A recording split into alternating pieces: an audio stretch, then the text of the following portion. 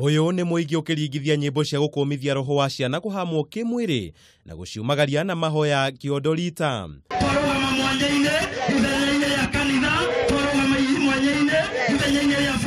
Ũũ nĩguo maũndũ marahanaga itũra-inĩ rĩakwa Amos gĩcigo-inĩ kĩa umbunge kĩa Bahati kaunti-ini ya Naikuru thutha wa ciiko icio gũkorwo ciakĩrĩirie ica ikuhĩ.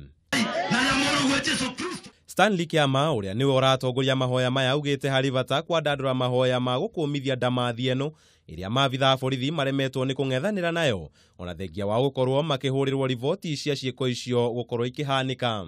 Hata kama security hawatawaona, hata kama watu hawatawaona, kuna Mungu mbinguni na anaona. Hata kama yeye hata kufa, atauawa jinsi ambavyo ameuawa wengine. Lina vitendo vibaya vinafanyika, watoto wanauawa.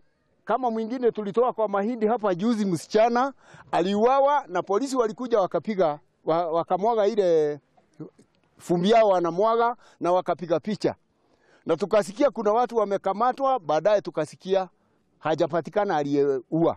Kuna mwingine aliuawa hapa juu tena, msichana.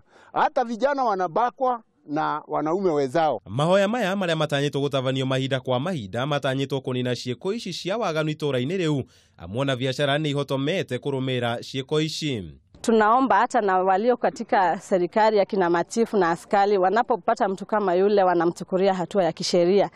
Sababu sisi ni wazazi na kweli tunaumia wakati mtoto wako ameenda amebakwa na hajaachwa bure pia ameuawa. Hasa ni ya kuomba kwa Mungu ili atusaidie uzito kama huo uache kuingia kati ya nchi ya jiji hili. Basi tungefurahia sana kama Mungu angekuja na